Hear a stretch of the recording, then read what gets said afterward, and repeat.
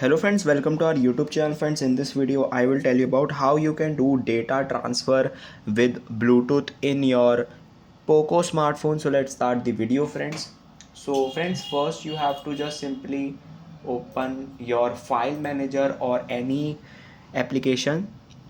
So here I'm clicking on Files by Google. You can download it from Play Store or you can download it from Apple Store. So here it is showing. If you want to share any folder, file, audio, download, video, photo, anything, just simply tap on that photo or anything file, click on this share button, and then you have to just click on Bluetooth.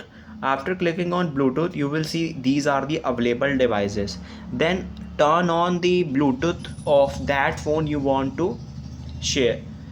So here it will show all the list. Tap on that mobile phone device and this file or folder will be shared on that mobile. You have to click on accept and it will be successfully transferred automatically. I hope you like this video. Thanks for watching.